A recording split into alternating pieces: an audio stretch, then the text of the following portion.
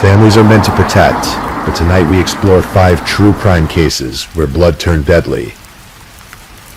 Tonight's volume focuses on 5 haunting real-life stories in which family bonds collapsed into betrayal, from the disturbing case of James Mervyn Nibby to the shocking murder of Rachel O'Reilly, the heartbreaking tragedy of Brooklyn Sims, the brutal killing of Colby Vinson, and the chilling case of Mary Ellen Samuels. Each story reveals how trust can fracture and love can turn lethal.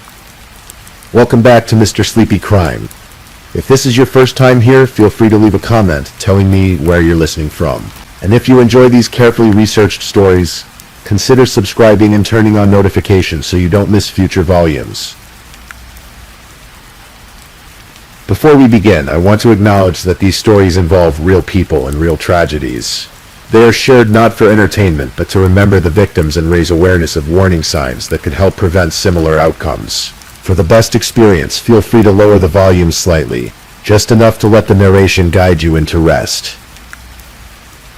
Please get comfortable, dim the lights, and let's begin tonight's first story.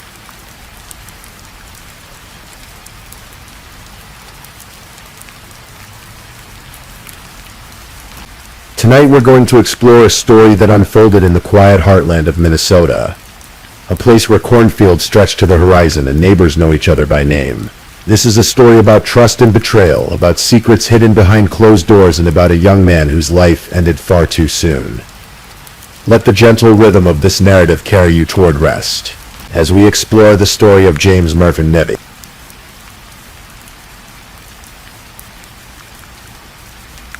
In the southwestern corner of Minnesota, nestled among farmland and pristine lakes, sits the small city of Lake Crystal. In 2010, it was home to about 2,500 souls, the kind of place where high school football games drew crowds and everyone showed up for the county fair. Crystal Lake itself sparkled at the center of town, its shores dotted with fishing piers and public landings where families spent summer evenings. The town had been there since 1869, when the railroad came through and settlers claimed their piece of the prairie. Over the decades, it had grown slowly, steadily, becoming the sort of community where people raised their children, worked hard, and trusted their neighbors. On the outskirts of Lake Crystal, down a gravel road lined with cornfields, stood a modest home.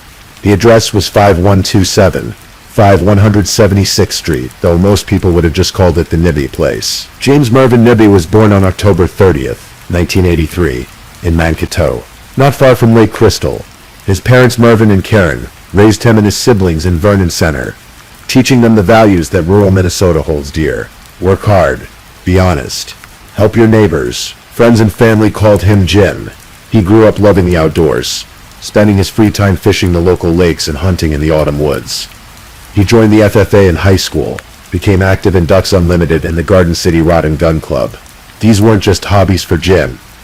They were who he was. He graduated from Lake Crystal Welcome Memorial High School in 2002, a young man with a bright future and a solid work ethic. While still in school, he'd worked as a handyman for a local couple, Hank and Jan Roloffs, learning the value of craftsmanship and honest labor. After high school, he attended Minnesota West Community College, where he trained to become an electrician. By October 2005, Jim had found his calling. He was hired as an apprentice electrician at Maple River Electric, working his way through the certification process, earning respect from his colleagues and supervisors alike. He was 26 years old, strong and capable, with calloused hands and a ready smile. Those who knew Jim described him as a good man. Quiet, dependable, kind, the sort of person you could count on. Jennifer Lee Gilman was born in 1977, 6 years before Jim. She too had grown up in rural Minnesota, and those who knew her in high school remembered her as striking, popular, the kind of girl who could move easily between different social circles. But Jennifer's path hadn't been easy. At 16, while still a senior in high school, she became pregnant. Many young women in her situation might have felt overwhelmed, lost, uncertain of the future. But Jennifer's family rallied around her. They encouraged her, supported her, told her she could do this, and she did. She kept her son Brady and raised him while finishing her education. Determined to provide for her child, she enrolled in nursing school and worked her way through the program, eventually securing a full-time position at a local surgery center. She bought a home on her own, purchased land, built a life for herself and Brady in Blue Earth County. By all outward appearances, Jennifer was the very definition of resilience.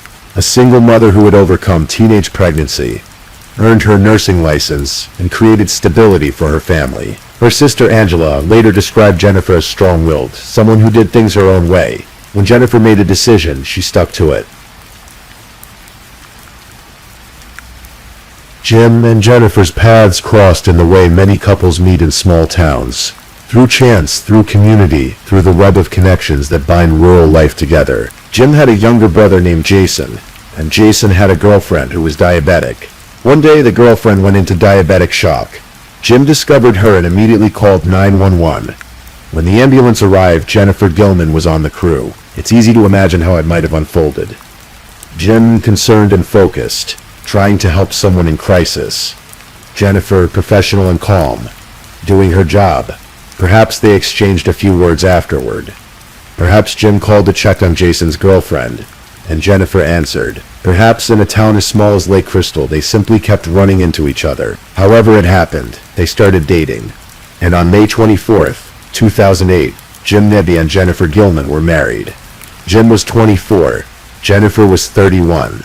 He gained not just a wife, but a stepson in Brady, Jennifer's teenage boy. They settled into the house on 176th Street, surrounded by farmland, living the quiet life that both had known since childhood. To those on the outside, they seemed content. Jim continued working as an apprentice electrician, putting in long hours, building toward his future certification. Jennifer kept her job at the surgery center, caring for patients before and after their procedures. But beneath the surface, something was beginning to fracture. What no one knew, what Jim himself might not have fully understood, was that Jennifer was carrying secrets, heavy ones. The kind that grow heavier with each passing day. She had developed an addiction to prescription pills. Not just a casual dependence, but a consuming need that shaped her entire existence. Tramadol, opiates, anything she could get her hands on. She was taking between 100 and 180 pills per day. The quantities are difficult to comprehend. 100 pills, 150, 180, each day a desperate search for the next fix, the next moment of relief. And Jennifer was a nurse. She had access. She began stealing prescription pads from her workplace, forging prescriptions in doctors' names, obtaining medications through the mail. She stole pills directly from her patients, people who trusted her with their care, their recovery, their pain management. The addiction devoured money. Every dollar Jim earned went toward bills, toward keeping the household afloat, but it was never enough. The drugs cost more than they could afford. Jennifer's need was insatiable, and so they sank deeper into debt, month after month, struggling to stay above water. Jim, hard-working and honest, must have wondered where the money was going, must have asked questions, sought answers, but the truth remained hidden, buried beneath Jennifer's lies and maneuvering. And there was something else Jennifer was hiding. Someone else. She had started an affair with another man. In the journal she kept, tucked away from Jim's eyes, she wrote about her lover. She described Jim as a good man, but admitted she didn't want to be with him anymore. The words on those pages told the story of a woman trapped, looking for escape, convinced that her happiness lay somewhere else, with someone else. At some point in the months before August 2010, Jennifer took out a life insurance policy on her husband. The death benefit was $250,000. It's unclear exactly when she made the decision, when the thought first crystallized in her mind. Perhaps it came gradually, a dark whisper that grew louder over time. Perhaps it arrived all at once, a terrible solution to problems that felt insurmountable. $250,000, enough to pay off debts, enough to start over, enough to build a new life with her lover, free from the financial pressure that crushed her daily. On the day before Jim died, Jennifer exchanged text messages with her boyfriend. The messages were sexually suggestive. They made plans to meet the next day, a rendezvous, an escape. But first, there was something she needed to do. The last night of August in 2010 was quiet in Lake Crystal. Summer was ending, giving way to the cooler air of autumn. In the house on 176th Street, Jim Nebby went to bed, exhausted from another day of work. He climbed into bed, closed his eyes, and fell asleep beside his wife. It had rained that night. The gravel roads were soft, the air heavy with moisture. Jennifer knew where Jim kept his shotgun. He had given it to her as a gift, a surprise, never imagining how it might one day be used. She later claimed that voices told her to do it. Voices in her head, compelling her, driving her forward.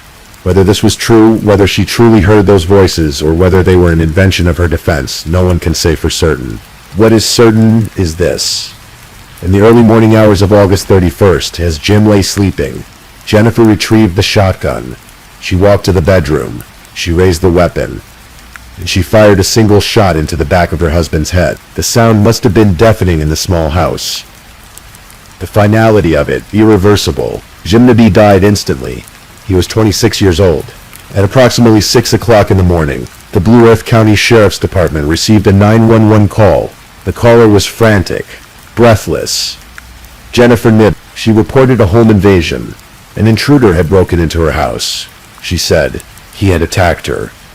He had shot her husband. When deputies arrived at 5176th Street, they found yellow police tape being strung around the property. The crime scene stretched across the small home.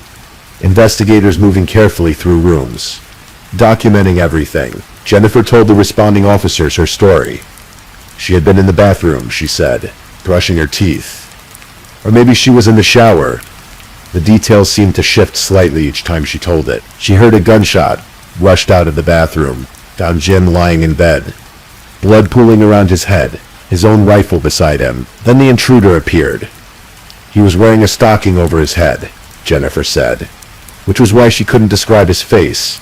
The gun jammed when he tried to shoot her, she claimed, and instead he grabbed her by the hair and dragged her to the living room, where he bound her with rope. "You're lucky you're not dead," she claimed he told her before fleeing through the back door. Jennifer showed the officers her injuries, cuts on her thighs, bruises on her neck, evidence, she said, of her struggle with the invader. Paramedics transported her to a hospital in Mankato, where she received treatment and was released. Her teenage son Brady had been home during the incident.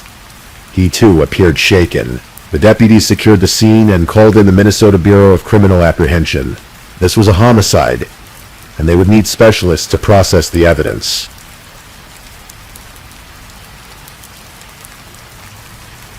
From the very beginning, investigators were skeptical. The scene didn't match Jennifer's story. There was no evidence of forced entry. No fresh tire tracks in the soft rain-dampened gravel. No footprints leading away from the house. Nothing had been stolen. There were no signs of a struggle except for the injuries Jennifer herself displayed. Detective Rich Murray and other investigators began to dig deeper. They interviewed neighbors. They examined the house inch by inch. They looked for anything that might corroborate Jennifer's account, and they found contradictions instead. Jennifer told the sheriff she heard the gunshot while in the shower, but she told the deputy she was brushing her teeth. Small details, perhaps, but the kind that raised questions. The crime lab worked through the night, processing evidence, looking for traces of the mysterious intruder. But there was nothing. No DNA. No fingerprints that didn't belong to the family. Meanwhile, the community was on edge. If there was a home invader out there, a killer who broke into houses and shot people in their beds, then everyone was at risk. But Sheriff Brad Peterson made a statement that must have puzzled many residents. He said the department believed this was an isolated incident.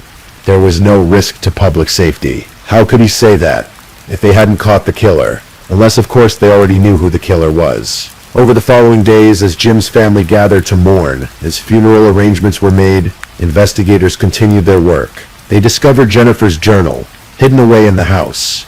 In its pages, they found confessions of a different sort. Jennifer wrote about her unhappiness in the marriage. She wrote about another man, someone she had feelings for, someone who made her feel alive in ways Jim didn't. They confirmed the affair. Surveillance showed Jennifer going to her lover's apartment shortly after Jim's death, even as her husband's body was still at the morgue, even as his family wept. They found the forged prescriptions, the stolen medication, the trail of pills that led back to Jennifer's patients to the surgery center where she worked. And they found the life insurance policy, $250,000, taken out on Jim just months before his death. The picture was becoming clear. The financial pressure, the addiction, the affair, the insurance money. The staged home invasion. On September 10, 2010, just days after Jim's funeral, investigators arrested Jennifer Nibby outside her office.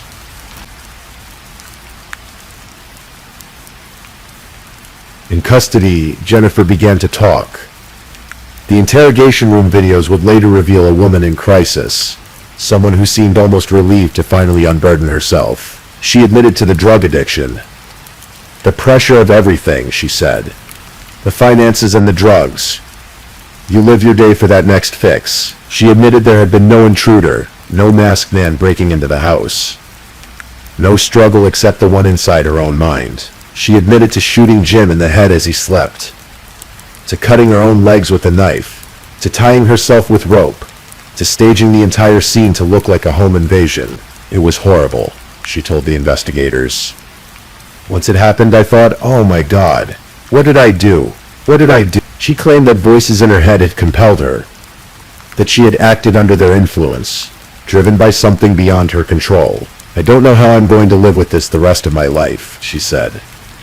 I don't know. She was charged with first-degree premeditated murder. Jennifer's defense attorneys requested a psychiatric evaluation.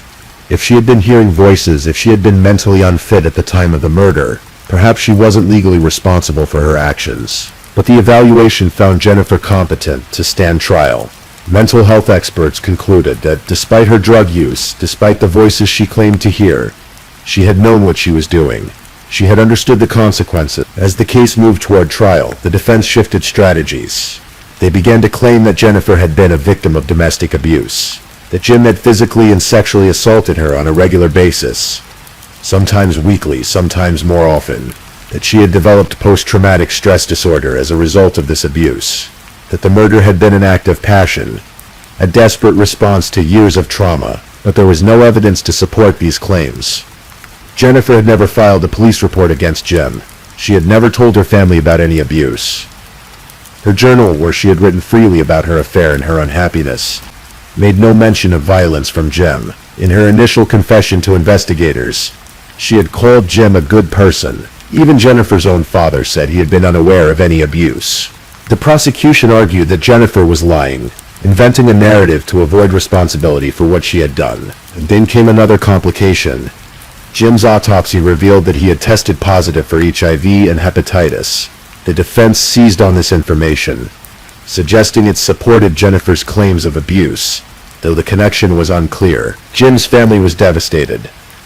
Not only had they lost their brother, their son, their loved one, but now his private medical information was being used to attack his character. His sister Leslie Johnson made a public statement reminding everyone that Jim was not the one on trial. She noted that false positives for HIV and hepatitis are common in post-mortem testing. The family felt re-victimized, their grief compounded by what they saw as an attempt to drag Jim's name through the mud. As the trial date approached, Jennifer's attorneys faced a difficult reality. The evidence against her was overwhelming. Her own confession, the staged crime scene, the life insurance policy, the affair, the lies. In June of 2012, nearly 2 years after Jim's death, Jennifer accepted a plea deal. She would plead guilty to second-degree murder, which carried a lesser sentence than the first-degree charge. In exchange, prosecutors would drop the possibility of life in prison without parole. On July 9, 2012, Jennifer stood before the judge for sentencing. She received 25 years in prison, with credit for time already served. She would be eligible for parole in approximately 15 years. She was also ordered to pay $11,400 in funeral costs for Jim's burial. To this day, she has not paid a single dollar of that debt. Jim's sister, Leslie, was allowed to give a victim impact statement at the sentencing. She looked at Jennifer and said, "The only tears that you have shed so far have been in court. For yourself. You are not sorry that you took Jim's life. You're only sorry that you told investigators he was a wonderful person that didn't deserve what you did to him." The Nibby family felt that the sentence was inadequate. 25 years for a premeditated murder. 15 years until possible parole. It didn't seem like justice for Jim, who would never get another day, another hour, another moment. But the legal system had spoken. Jennifer was transferred to the Minnesota Correctional Facility in Shakopee, where she began serving her sentence. Her anticipated release date is August 10th, 2027, though it could extend as far as February 2036 depending on her behavior and parole decisions. In 2014, Jim's family filed a wrongful death lawsuit against Jennifer, seeking over $1 million in damages. The case went to trial, and the jury found that Jennifer had indeed caused Jim's wrongful death. They awarded the Nibby family $220,000 in compensatory damages. A confidential settlement was reached for the punitive damages portion of the case. As part of that settlement, Jennifer was brought from prison to the courthouse, her feet shackled, to do something she had not done at her criminal sentencing. She apologized. "I would, at this time, like to take responsibility and accountability for my actions," she said, crying. She apologized to Jim's family and to her own family for the pain she had caused. The Nibby family was granted the right to garnish Jennifer's wages once she is released from prison and begins working. Any money they receive will go toward a scholarship fund established in Jim's name at Lake Crystal Welcome Memorial High School, ensuring that his memory continues to benefit the community he loved. The murder of James Mervyn Nibby is a story that defies simple explanation. It is not a tale of a stranger in the night, of random violence, of chaos descending without warning. It is a story about the person who should have been safest, the person sleeping beside you, the person you trust with your life. Jim Nibby was by all accounts a good man. He worked hard. He loved the outdoors. He was kind to those around him. He had dreams for the future, plans for the life he was building. And he was killed by the woman he had married, in the bed where he slept, in the home they shared. Jennifer's motivations remain complex. Was it the drugs that drove her to murder, the financial pressure, the affair, the desire for insurance money, or was it, as she sometimes claimed, voices in her head, forces beyond her control? Perhaps it was all of these things, tangled together in a web so dense that even Jennifer herself couldn't fully understand it. What we do know is that addiction is a powerful force, that financial desperation can lead people to unthinkable acts, that secrets, when allowed to fester, can poison everything they touch. We know that Jim's family continues to grieve, that they established a scholarship in his name, that they visit his grave and remember the young man who loved to fish and hunt, who worked with his hands, who smiled easily. We know that Lake Crystal, that small town of 2,500 souls, was forever changed by what happened on 176th Street. That neighbors looked at each other differently afterward. That trust once broken is difficult to rebuild. Let the story settle now. Let it drift away into the darkness as you find your rest. James Mervyn Nibby was born on October 30th, 1983. He died on August 31st, 2010. He was 26 years old. His life was cut short, but he is not forgotten. His family remembers. His community remembers. And now you remember too. If this is your first time listening to one of our true crime stories, welcome to Mr. Sleepy Crime, where we explore these cases in a calm and respectful way. I also want to take a moment to appreciate my amazing subscribers who've been rocking with me. Thank you so much for your continued support. If you're still awake and listening, don't forget to drop a comment. Let me know where you're tuning in from and the current time in your corner of the world. Or just say something to let me know you're still here. And if you haven't already, be sure to like this video and subscribe so you don't miss our next true crime stories for sleep. Now let's move on to our second story.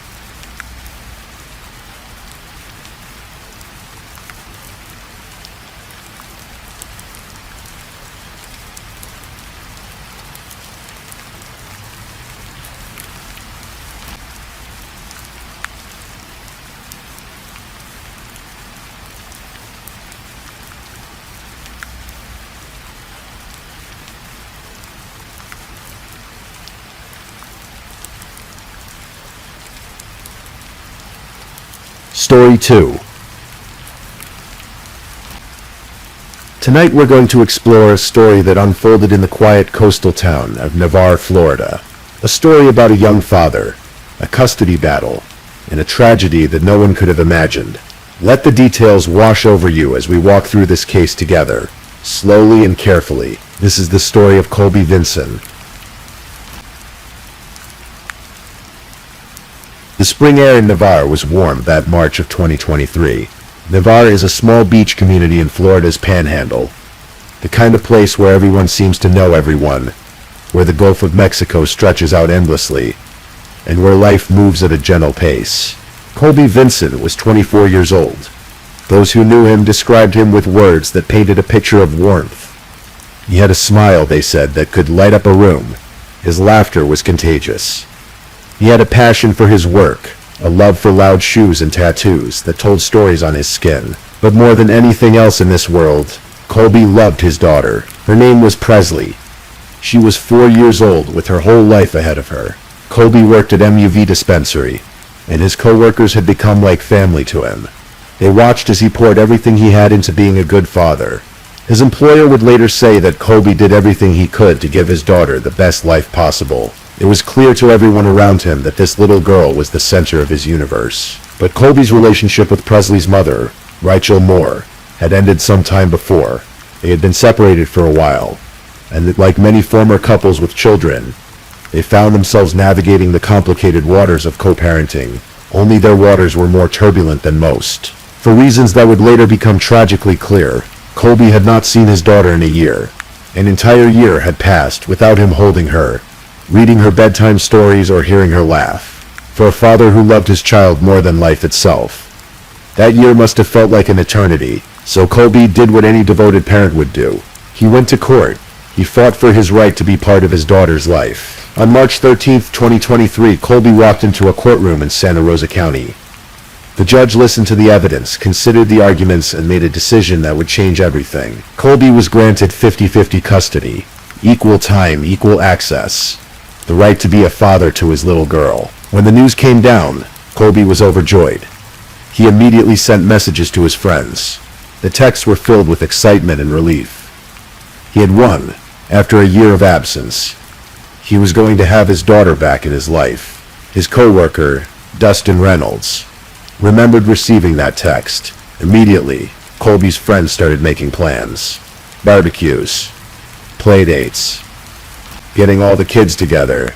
They could see how much this meant to him. The first visit was scheduled for March 19th, just 6 days after the court's decision. It would be the first time in a full year that Presley would spend time at her father's home. Colby prepared for that day with the care of someone who understood just how precious it would be. He lived at the Cayo Grande Apartments on Navarre Parkway, a modest complex not far from the beach. He wanted everything to be perfect for his daughter's arrival. On the afternoon of March 19th, Colby drove to meet Rachel at a Publix parking lot in Navarre. This was the agreed-upon exchange location. Neutral ground, public, safe. When Presley climbed into her father's car, Colby's heart must have soared. After 365 days, his little girl was with him again. They drove together back to his apartment. Father and daughter reunited at last, but Colby wanted to make sure he had everything they needed for the week ahead. So he loaded Presley back into the car, and they drove to the grocery store together. Just a simple trip to pick up some things for dinner. Breakfast for the morning, snacks that a 4-year-old might enjoy. The ordinary, beautiful routine of parenting. It was early evening when they returned to the Cayo Grande Apartments. The sun was beginning to dip lower in the Florida sky, casting long shadows across the parking lot. Colby pulled into his parking space in the 7700 block of Navarre Parkway and turned off the engine. His daughter was safe in the back seat. Grocery bags waited in the trunk. His home was just steps away. Everything seemed peaceful, normal. Right. Colby opened his car door and stepped out. He had no way of knowing that someone had been waiting for him. Someone who had driven 5 hours from Cullman, Alabama, with murder in his heart. Someone who had been watching, waiting for exactly this moment. To understand what happened to Colby Vincent that evening, we need to step back 6 days, back to March 13th, when a judge made a decision that would set a deadly chain of events in motion. Rachel Moore was 25 years old at the time. She was the mother of Colby's daughter, and for reasons that would later emerge in court, she did not want to share custody of Presley. When the judge ruled that Colby would have equal time with their daughter, Rachel was, according to arrest reports, distraught. That same day, March 13th, Rachel picked up her phone and reached out to someone she trusted, someone she thought could help her with a problem that she couldn't solve on her own. Someone she called Booger. His real name was Jason Curtis. He was 53 years old and lived in Cullman, Alabama, about 5 hours north of Navarre. Jason wasn't a blood relative. but he had been part of Raquel's life. He was her former stepfather, her mother Christina's ex-husband. Despite the divorce, he and Raquel had apparently maintained some kind of relationship. What Raquel told Jason Curtis that day would later be revealed through text messages, Facebook Messenger records, and court testimony. She told him about the custody ruling. She told him she had to share her daughter with Colby Vinson. And according to prosecutors, she told him where Colby lived. Jason Curtis's response was chilling. According to testimony from Assistant State Attorney Mark Alderman during Curtis's trial, Jason made a comment about coming down to Florida and hunting Colby down. When Raquel heard this, her response was telling. She wrote back, "Not much hunting. I have an address." Then through Facebook Messenger, Jason Curtis sent Raquel something that should have made her blood run cold. He sent her pictures. Pictures of guns. Pictures of knives. Pictures of a sword.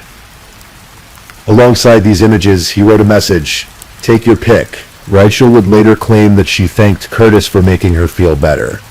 She said she thought he was just trying to comfort her, that she didn't think he would actually do something like this.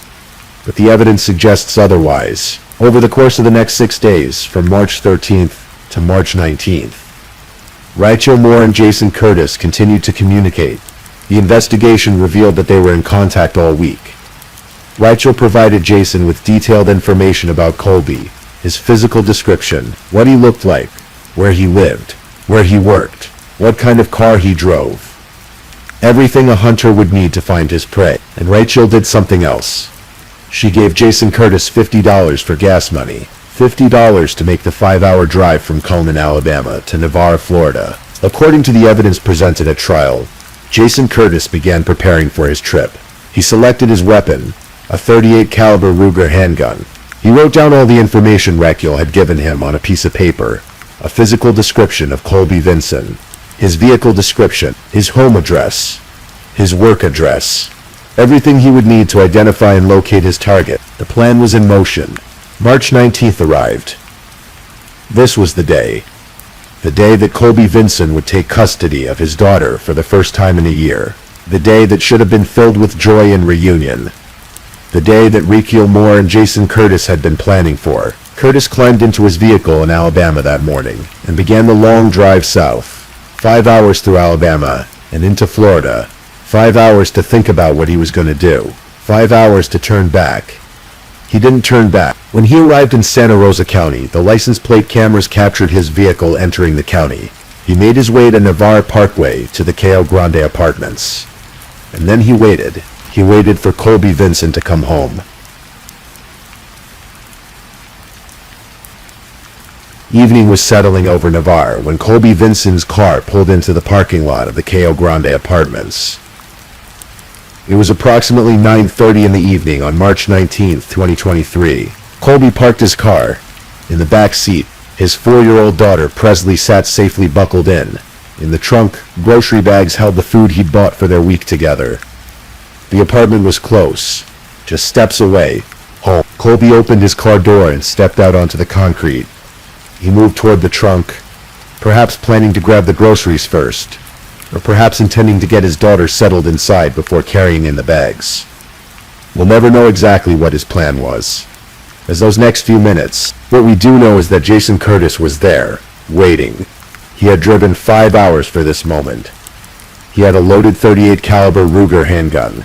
He had a piece of paper with Colby's description and address. He had $50 in gas money from Raquel Moore. And he had one purpose. The details of those final moments are preserved in police reports and court testimony, though they are difficult to speak aloud. Colby Vinson came face to face with a stranger. There was no conversation, no warning, no chance to defend himself or even understand what was happening. Jason Curtis raised his weapon and fired a single shot. The bullet struck Colby Vinson in the face. He fell to the concrete just outside his front door, grocery bags still in his car. His entire future erased in less than a second. He was 24 years old. He died there on the ground, outside the home he had prepared for his daughter. And Presley, 4 years old, was still in the car. She saw what happened to her father, or at the very least, she was there, mere feet away when the man she loved more than anything in the world was murdered. The sound of the gunshot must have echoed through the parking lot. Someone called 911. Within minutes, deputies from the Santa Rosa County Sheriff's Office were racing toward the Cayo Grande apartments. When they arrived, they found a scene that would haunt them. Colby Vinson lay motionless on the concrete. A gunshot wound to his face, and beside him, sitting right there next to her father's body, was a little girl, 4 years old, unharmed physically, but a witness to something no child should ever see. The deputies secured the scene. They cared for the little girl, making sure she was safe, trying to shield her from the horror of what had just happened. They called for detectives, for crime scene investigators, for everyone who would be needed to piece together what had occurred here. Colby Vinson was pronounced dead at the scene. The investigation began immediately. Santa Rosa County Sheriff Bob Johnson would later speak publicly about this case, and his words were filled with anger and disgust. "What a human piece of trash," he said, speaking about the killer. "I mean, to shoot somebody with their 4-year-old child right there. I get up here ad nauseum and tell you about how I'm shocked about how people treat other people. This just goes beyond that. It's horrible." The detectives began working the case that very night. They canvassed the apartment complex looking for witnesses, for security camera footage, for anything that might tell them who had done this and why. They learned quickly that this wasn't a random shooting. This wasn't a robbery. The victim's wallet was still on him. His car was untouched. Nothing was stolen. This was targeted. Someone had come here specifically to kill Colby Vinson. The detective spoke with the 4-year-old girl's mother, Rachel Moore. She was brought in for questioning, and during that interview, according to the arrest affidavit, she told investigators about her former stepfather, Jason Curtis, whom she called Booger. She admitted that she had told Curtis about losing the custody battle. She said Curtis had sent her pictures of weapons through Facebook Messenger. She claimed she thanked him for making her feel better, but insisted she didn't think he would actually do something like this. She said the conversation looked bad, so she deleted her Facebook Messenger app. Then Rachel told investigators something crucial. She said that on the night of March 19th, around 10 o'clock in the evening, approximately 30 minutes after Colby was shot, Jason Curtis had called her. According to her statement, he told her she didn't have to worry about it anymore. Everything was fine. He had to go. He had to put his ass in the wind. Rachel said that when she spoke to Curtis on that call, he sounded excited. The detectives now had a suspect, Jason Lane Curtis, 53 years old, from Cullman, Alabama. They obtained a warrant for his arrest on charges of first-degree premeditated murder. Law enforcement tracked Curtis's movements. The license plate readers had captured his vehicle entering Santa Rosa County. They tracked him back toward Alabama. On March 21, 2023, 2 days after the murder, Curtis was arrested in Alabama. When law enforcement searched his vehicle, they found exactly what they were looking for: the murder weapon, the .38 caliber Ruger handgun, and a handwritten note containing Colby Vinson's physical description, his vehicle description, his home address, and his work address. Everything Jason Curtis had needed to hunt down and kill a man he had never met. An empty .38 caliber shell casing was later found at Curtis's home in Alabama, matching the type of ammunition used in the murder. The evidence was overwhelming. The text messages, the Facebook Messenger communications, the license plate camera data, the murder weapon, the handwritten note, the phone call 30 minutes after the shooting, the $50 in gas money. But Jason Curtis wasn't the only one who would face charges. On March 27, 2023, Rachel Moore was arrested. She was charged with tampering with evidence and accessory after the fact to first-degree murder. The prosecution's theory was clear. Rachel Moore had orchestrated this murder. She had enlisted Jason Curtis. She had provided the information. She had paid for the gas. She had made this happen. But there was one more person who would face charges. At least initially, Christina Moore, Rachel's mother, and Jason Curtis's ex-wife. The prosecution believed that Christina had helped her daughter and Curtis plan the murder. She was charged as an accessory after the fact. However, as the case moved forward, new evidence came to light regarding Christina Moore's involvement. In July of 2025, the Office of the State Attorney was forced to drop the charges against Christina. According to Supervising Assistant State Attorney Greg Marcil, the new evidence made it essentially impossible to prove the charges beyond a reasonable doubt. What that evidence was has never been publicly disclosed. But for Jason Curtis and Rachel Moore, there would be no such reprieve. Their cases moved toward trial. The trial of Jason Curtis began in April of 2024, more than a year after Colby Vinson's murder. Curtis, now 55 years old, sat in the Santa Rosa County Courthouse in Milton, Florida, listening as prosecutors laid out the case against him. Assistant State Attorney Mark Alderman prosecuted the case on behalf of State Attorney Ginger Bowden. Madden. The evidence Alderman presented was methodical, thorough, and damning. The jury heard about the text messages between Raquel Moore and Jason Curtis. They heard about the hunting comments. They saw the pictures of weapons Curtis had sent with the message, "Take your pick." They learned about the $50 in gas money. They saw the handwritten note with Colby's description and addresses. They heard about the license plate cameras that tracked Curtis's vehicle entering and leaving Santa Rosa County during the exact time frame of the murder. They saw the murder weapon that had been found in his vehicle. They heard testimony about the phone call 30 minutes after the shooting, when Curtis told Raquel she had nothing to worry about. Perhaps most powerfully, the jury heard from Colby's family. Brad Minton, Colby's stepfather, addressed Jason Curtis directly in court. His words were filled with grief and fury. "You blew Colby's face off right in front of his little daughter," he said. "How is that helping a baby?" "It's not." The defense tried to argue their case, but the evidence was simply too overwhelming. On May 2nd, 2024, after deliberating, the 12-member jury returned with their verdict. Guilty of first-degree premeditated murder. Circuit Judge Clifton Drake immediately sentenced Jason Curtis to life in prison without the possibility of parole. As required by Florida law, there was no other option for this crime. Curtis was transferred to the Gulf Correctional Institution in Weehawken, Florida, where he remains today, serving his life sentence. But the case wasn't over. Raquel Moore still had to face justice. Her trial took place a year later, in April of 2025. She was now 27 years old, facing charges of first-degree premeditated murder as a principal and tampering with evidence. The prosecution's theory was that even though Jason Curtis had pulled the trigger, Raquel Moore was equally responsible. She had planned it, she had recruited the killer, she had provided the information, she had paid for the trip, she had made it all possible. The evidence against Raquel was much the same as the evidence against Curtis. The text messages, the Facebook communications, the $50, the detailed information she provided about Colby, her admission that she deleted her Facebook Messenger app because it looked bad, the phone call she received 30 minutes after the murder. The jury heard all of it. They deliberated, and on April 24, 2025, they reached their verdict. Guilty of first-degree premeditated murder. Guilty of tampering with evidence. Judge Clifton Drake, the same judge who had sentenced Jason Curtis, now sentenced Raquel Moore. Like Curtis, she received life in prison without the possibility of parole. She was transferred to the Lowell Correctional Institution in Ocala, Florida, where she is serving her sentence today. Two people, driven by anger over a custody decision, had destroyed multiple lives. Colby Vinson was dead. A 4-year-old girl had lost her father and witnessed his murder. And two people would spend the rest of their lives in prison.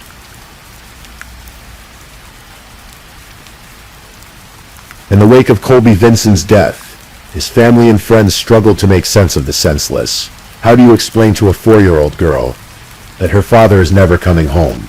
How do you help her process what she witnessed? How do you help her understand that the mother who was supposed to protect her had orchestrated the murder of the father who loved her? Colby's employer, Casey Hardyman, along with other friends and co-workers, worked to establish a trust fund for Presley. They wanted to make sure that Colby's daughter would have support, that she would know her father had been loved, that people cared about her future. The case sparked conversations about custody battles, about the lengths to which some people will go when they feel they're losing control, about the dangers that can lurk beneath even the most ordinary seeming disputes. Sheriff Bob Johnson's words resonated with many people. This went beyond shock. This was truly horrible. But perhaps what's most tragic is how unnecessary it all was. Colby Vinson had gone through the proper channels. He had gone to court. He had followed the law. A judge had determined that it was in the best interest of the child to have time with both parents. This wasn't about an abusive father trying to gain access to a child who needed protection. This was about a loving father who wanted to be part of his daughter's life. Raquel Moore could have accepted the court's ruling. She could have worked with Colby to co-parent their daughter. She could have put aside her own feelings for the sake of her child. But instead, she made a choice that destroyed everything. Jason Curtis could have told Raquel no. When she came to him with her anger and frustration, he could have counseled patience, understanding, acceptance. When the idea of violence arose, he could have refused. He could have warned her against doing anything foolish. Instead, he got in his car and drove 5 hours to commit murder. Their choices rippled outward, touching countless lives. Colby's parents lost their son. His friends lost someone who lit up a room with his smile. His daughter lost her father and gained a trauma that will follow her for the rest of her life. And somewhere in the midst of all this tragedy is a little girl named Presley, who had 2 parents who should have put her first, and instead became the center of a nightmare. The murder of Colby Vincent took place on March 19th, 2023. As of now, Jason Curtis and Rachel Moore are both serving life sentences without the possibility of parole. Christina Moore's charges were dropped due to new evidence that has not been made public. Colby's obituary, written by those who loved him, remembered him as kind, gentle, and loving. It said he had a smile that would light up a room, and laughter that was contagious. It said he loved his daughter more than life. It included a quote from Thomas Campbell: "To live in hearts we leave behind is not to die." Colby Vincent's life was cut short at 24 years old, on what should have been one of the happiest days of his life. The first day in a year that he got to be a father to his daughter again. The first day of what should have been a future filled with barbecues and playdates and watching his little girl grow up. Instead, it was his last day, and somewhere tonight, a little girl is growing up without her father, carrying memories of that March evening that no child should have to carry. This is the story of Colby Vincent, a young man who fought for the right to be a father, who won that right in a court of law, and who was murdered for it by people who believed their anger was more important than his life, or than the well-being of the child they all claimed to love. Take a deep breath. Let this story settle. Remember that in the midst of such darkness, there were people who loved Colby, and who continued to honor his memory. There were co-workers who became friends, who established a fund for his daughter. There were parents who spoke truth in a courtroom. There was a justice system that in the end held his killers accountable.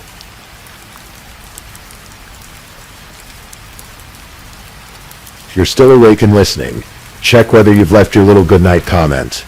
I always check your comments before I sleep too. And if you haven't already, don't forget to like this video and subscribe so you don't miss our next true crime stories for sleep. Meanwhile, let's move on to our third story.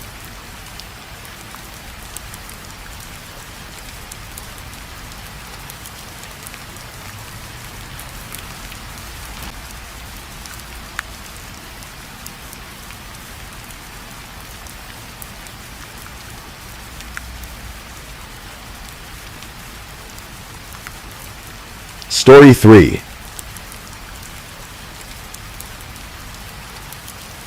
Tonight we're going to explore a story that speaks to the darker corners of human nature. A story of betrayal, manipulation, and a young life cut far too short. This is the story of Brooklyn Sims, an 18-year-old mother from Pensacola, Florida, whose ordinary workday in August of 2023 became the setting for an unthinkable tragedy. Before we begin, I want you to take a deep breath. In and out. This story contains themes of domestic violence and loss, but we'll move through it together, slowly and carefully.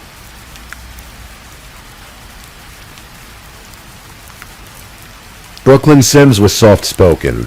Those who knew her often said she had a smile that could light up an entire room. The kind of warmth that made people feel seen, valued, appreciated. At just 18 years old, Brooklyn had already stepped into the most important role of her life. Motherhood. Her daughter Casey was 2 years old in the summer of 2023, a bright-eyed toddler who was Brooklyn's entire world. Brooklyn grew up in the small town of Citronelle, Alabama, a quiet community where everyone knew everyone, where childhood friendships lasted decades, and where family ties ran deep. Her cousin Roxana Robertson would later remember Brooklyn as the life of the party, someone who could walk into a room without saying a word and somehow make everything brighter. Her brother Braylon Carter cherished the way she could make people laugh, the way her mere presence brought joy to those around her. But life, as it often does for young mothers, had thrown Brooklyn into the deep waters of adulthood faster than most. She was navigating single motherhood, working to provide for her daughter, and trying to build a stable life in Pensacola, Florida, about an hour south of her hometown. She had taken a job as a contract employee at the Home Depot on Davis Highway. Honest work, steady hours, a paycheck to help raise Casey. Brooklyn's relationship with Casey's father, Keith A.G., had been complicated. Keith was 20 years old, 2 years older than Brooklyn, and their relationship had never been easy. Friends and family members would later describe it as rocky, marked by the kind of turbulence that often signals deeper problems beneath the surface. By the summer of 2023, they were no longer together romantically, but they remained connected through their daughter, an arrangement that millions of co-parents navigate every single day. What Brooklyn didn't know, what she couldn't have known, was that Keith harbored something dark inside him, a rage, a sense of entitlement, a willingness to blame her for things that existed only in his own mind.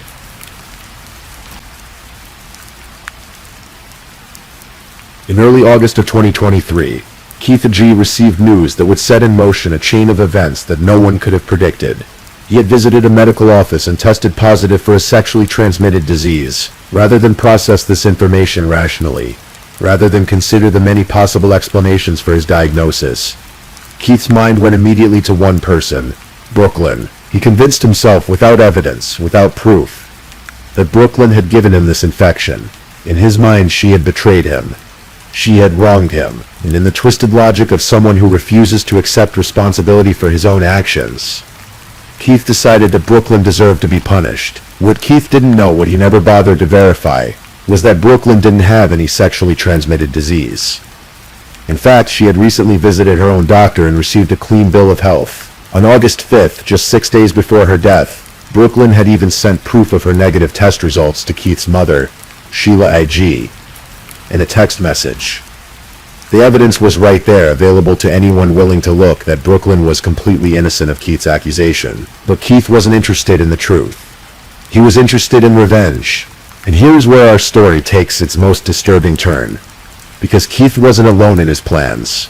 The person who should have talked him down, who should have been the voice of reason and maternal wisdom, instead became his co-conspirator. Sheila A.G., Keith's mother, worked at the same Home Depot where Brooklyn was employed. In fact, Sheila had been instrumental in helping Brooklyn get the job in the first place. She was Brooklyn's team leader, her supervisor, someone Brooklyn trusted. By all accounts, Sheila and Brooklyn had a relationship that went beyond mere co-workers. They had developed a friendship, or at least something that resembled one. But in August of 2023, something changed. The text messages that would later be recovered by investigators paint a chilling picture of a mother who didn't just fail to stop her son from committing murder. She actively encouraged him. The communication between Keith and Sheila A.G. in the days leading up to August 11th reads like something from a nightmare. These weren't the texts of a concerned mother trying to de-escalate a situation. These were the words of someone adding fuel to an already dangerous fire. Keith had reached out to his mother, expressing his anger at Brooklyn, his conviction that she had wronged him. Rather than urge him to seek counseling, to think of his daughter, to consider the consequences, Sheila responded with messages that can only be described as horrifying. In one exchange, Sheila wrote to her son, "If you don't come, kill her," UA, followed by profanity, essentially calling him a coward. If he didn't follow through with murder, she warned him not to contact his grandmother, knowing that she would try to talk him out of violence. She helped him coordinate the logistics of the attack, discussing when and how it should happen. The messages show a mother and son discussing the deletion of evidence, the covering of tracks, the mechanics of getting away with murder. Sheila told Keith she would let him know when they got close, would tell him where to find Brooklyn in the store, would help ensure the plan succeeded. These weren't heat-of-the-moment texts. These were calculated, deliberate communications between two people planning a homicide. And on the morning of August 11th, 2023, Keith A.G. put that plan into motion.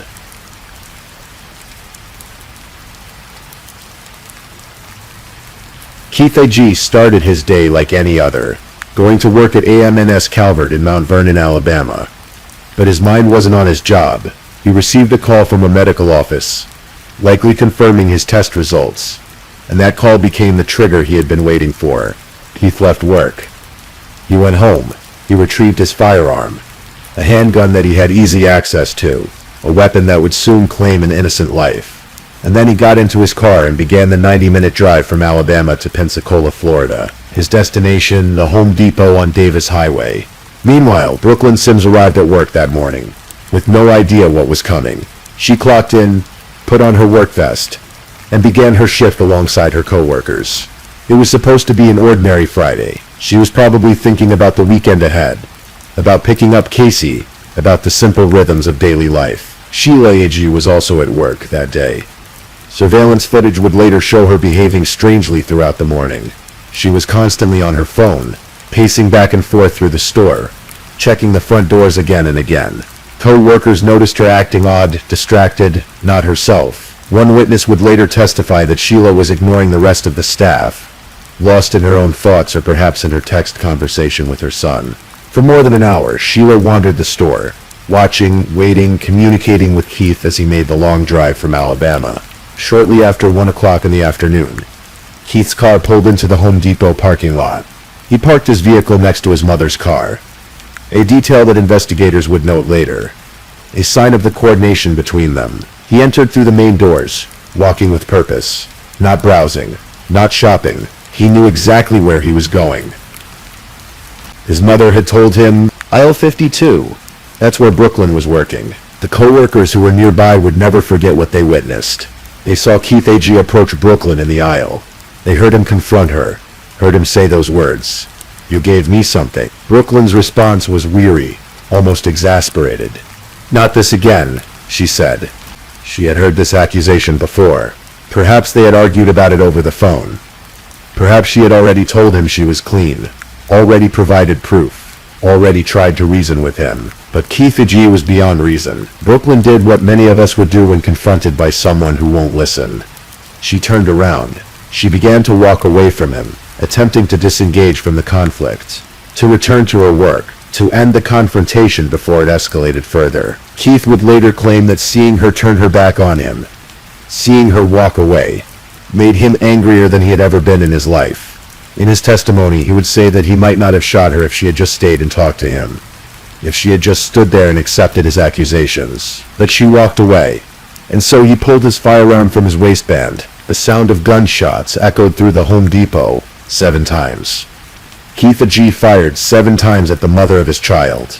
7 bullets entered Brooklyn Sims' body as her co-workers screamed and ran for cover. One of those co-workers, Brooklyn's friend Shashank Parnell, was shot in the hand while trying to escape the store, a minor injury compared to the horror unfolding in aisle 52. Brooklyn Sims, 18 years old, collapsed where she stood. She died at the scene, surrounded by the fluorescent lights and orange aprons of a place where she had simply been trying to earn a living. The terror in that store was indescribable. Customers and employees fled in every direction, not knowing if the shooter would continue firing, not knowing if they would be next. The sounds of panic, of crying, of desperate 911 calls filled the air, and Keith AG, his rage finally spent, simply walked out of the store.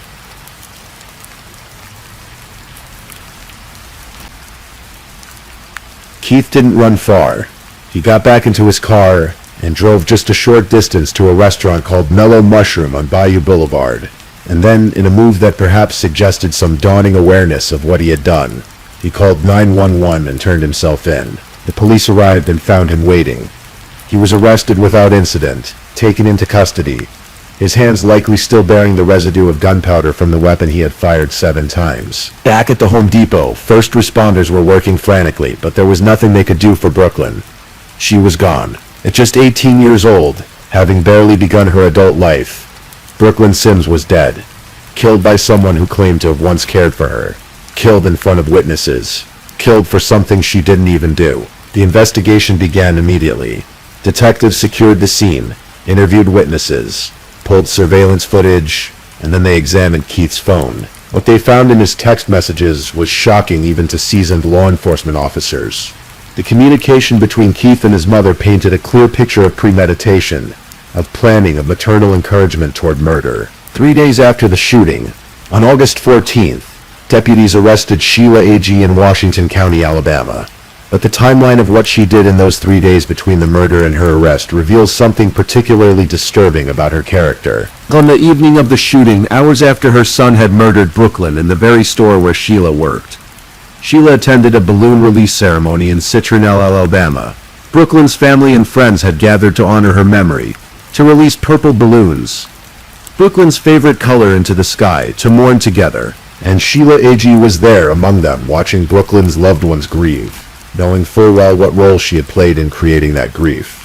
Investigators arrested her shortly after she left the vigil. Keith A.G.'s trial began in December of 2023. He took the stand in his own defense, a risky move that often backfires.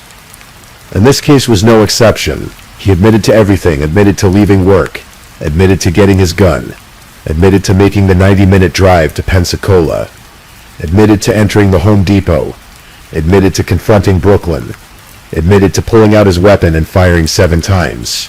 His defense seemed to rest on the idea that he hadn't planned to kill her when he left Alabama, that the murder was somehow spontaneous, heat of the moment, not premeditated. But the jury didn't buy it. The very act of leaving work, retrieving a firearm, driving 90 minutes to a specific location, and bringing that loaded weapon into a store demonstrated clear intent. The text messages with his mother demonstrated planning. The fact that he knew exactly where to find Brooklyn in the store demonstrated coordination. On December 20th, 2023, the jury returned a verdict, guilty of first-degree premeditated murder. The judge had strong words for Keith during sentencing. He called the case the textbook definition of premeditated murder, noting that Keith had gotten angry and blamed Brooklyn for something that, in disgusting irony, wasn't even her fault. The evidence that Brooklyn didn't have any sexually transmitted disease was entered into the record after the verdict, a final vindication of her innocence that came far too late to save her life. Keith A.G. was sentenced to life in prison without the possibility of parole. He will spend the rest of his days behind bars, knowing that he took the life of the mother of his child over a lie he told himself. At sentencing, Keith spoke. He apologized to Brooklyn's family.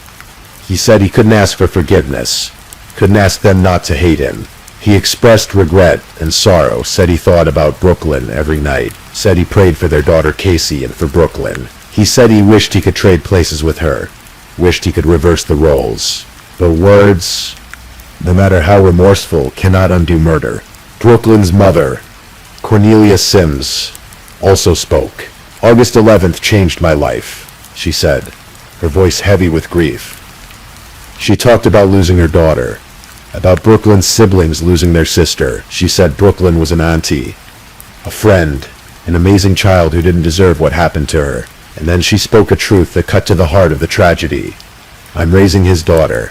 That day Casey lost a mother, a father, and a grandmother. Because Casey, just 2 years old when her mother died, lost everyone that day. Her mother was dead. Her father was going to prison forever. And her grandmother, Keith's mother Sheila, was also facing trial for murder. Sheila G's trial was delayed, rescheduled, and complicated. Her first trial in November of 2024 ended in a mistrial due to issues with the jury. But in August of 2025, she faced a second trial, and this time there would be a resolution. The prosecution presented the text messages, devastating in their clarity. They showed the surveillance footage of Sheila pacing the store for over an hour, constantly on her phone, looking out the front doors repeatedly, positioning herself in a way that some argued was to help her son locate Brooklyn. Sheila's defense attorney argued that she had actually been trying to protect Brooklyn, that she positioned herself as a lookout to shield the young woman from getting shot, that she never truly believed her son would follow through with his threats. He painted Keith as a blustering teenager who was all talk, and suggested that Sheila was simply engaging in the heated communication style that was normal for their relationship. But the jury saw through this argument. The text messages were too explicit, too damning. Telling your son, if you don't come kill her, you a coward, is not the language of someone trying to prevent violence. Providing location updates is not the behavior of someone trying to protect a target. On August 7th, 2025, nearly 2 years after Brooklyn's death, the jury found Sheila A.G. guilty of principal to first-degree premeditated murder. In Florida law, someone who aids or encourages a murder can be charged as a principal, just as guilty as the person who pulled the trigger. Sheila was sentenced to the mandatory minimum, life in prison without the possibility of parole. During the proceedings, Sheila took the stand in her own defense. She testified about her relationship with Brooklyn, claimed she would give up her own life to have Brooklyn back, said she loved Brooklyn and considered her a friend. She admitted to deleting messages out of anger and frustration after the incident. She insisted she never truly believed Keith would harm Brooklyn, but the evidence contradicted her words at every turn. After the verdict, Brooklyn's mother, Cornelia Sims, gave another victim impact statement. She spoke about trying to go on for Casey's sake, about raising her granddaughter, who has now lost so much. "I'll never be the same," she said. But she also spoke with a kind of resilience, noting that Casey was thriving, getting big, looking just like Brooklyn from head to toe. In that moment you could see the dual nature of tragedy. The permanent loss, yes, but also the continuation of life through a child who carries her mother's features, her mother's blood, her mother's legacy.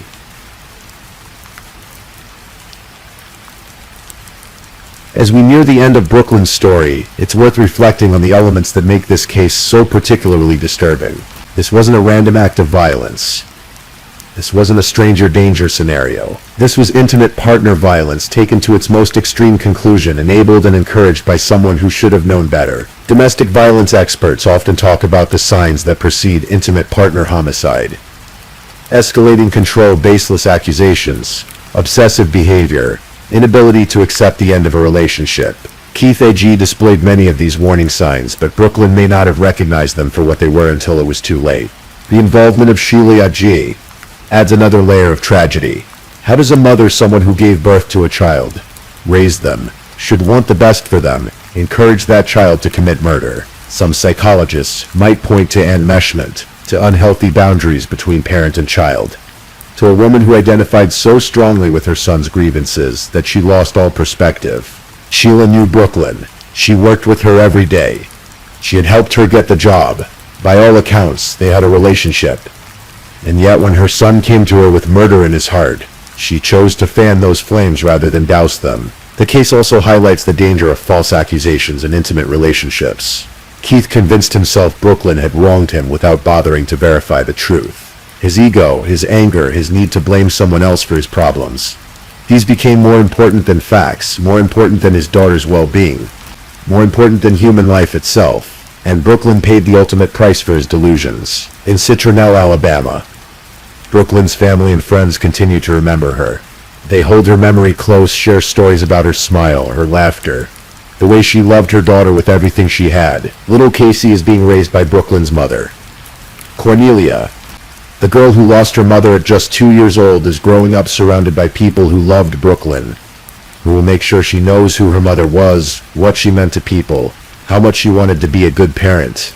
There's a particular cruelty in the fact that Casey will grow up without her mother, without her father, without one grandmother, all because of one act of senseless violence based on a lie. But there's also hope in knowing that she's in the care of people who love her, who will protect her, who will make sure Brooklyn's light continues to shine through her daughter. Brooklyn's story has also become part of the larger conversation about domestic violence, about the importance of recognizing warning signs, about the need for support systems and intervention. Her family has spoken publicly about the importance of women feeling safe to leave dangerous situations, about the need to take threats seriously, about the reality that domestic violence can happen to anyone. On social media and community gatherings, in quiet moments of reflection, people continue to say her name, Brooklyn Sims, 18 years old, a mother, a daughter, a sister, a friend, someone whose life mattered, whose death was not in vain. If it can help even one person recognize danger and seek help. As we close this chapter, as you settle deeper into your rest, remember that true crime stories aren't just about the darkness. They're also about justice, about communities coming together, about families persevering through unimaginable loss. Keith G. and Sheila G. will both spend the rest of their lives in prison. Their freedom stripped away just as they stripped away Brooklyn's future.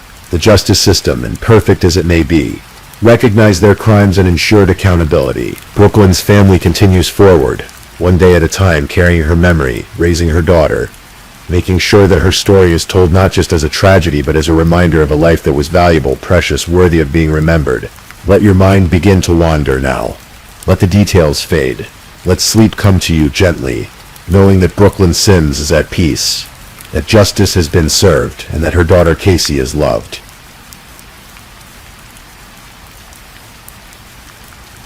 Please, I'm just putting it out there. If you're still awake and listening, drop a comment. Let me know where you're tuning in from, the time in your part of the world, or just say something to let me know you're still with me. And of course, if you haven't already, like this video and subscribe so you don't miss the next true crime story for sleep. Now, Let's move on to our fourth story.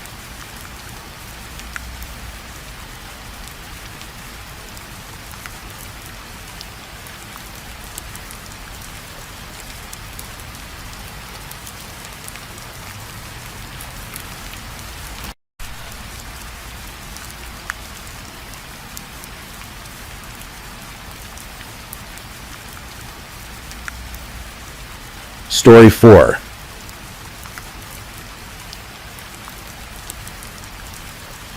Tonight, let me tell you a story, one that happened not so long ago, in a quiet corner of Ireland. Tonight, we're going to journey through the events surrounding the death of Rachel O'Reilly, a young mother whose life was cut short in the most tragic of circumstances. This is a story about love that turned to something darker, about secrets hidden behind closed doors, and about a family's determination to find the truth, no matter how painful that truth might be.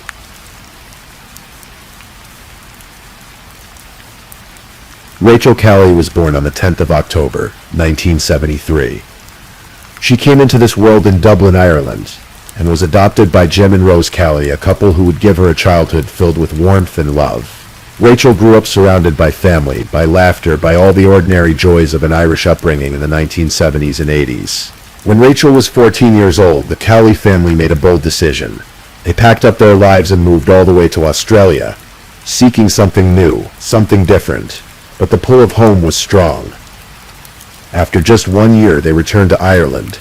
They missed it too much, they said. The green fields, the familiar faces, the place where they truly belonged. Rachel was 17 when she took a part-time job in a local shop. It was there, among the shelves and the cash register, that she met a young man named Joe O'Reilly.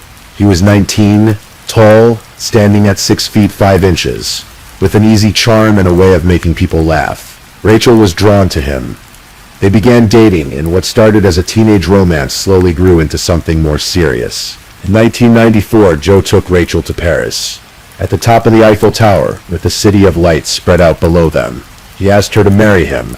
She said yes. 3 years later, in 1997, Rachel and Joe were married. They honeymooned in Kenya, embarking on what they hoped would be a lifetime of adventures together.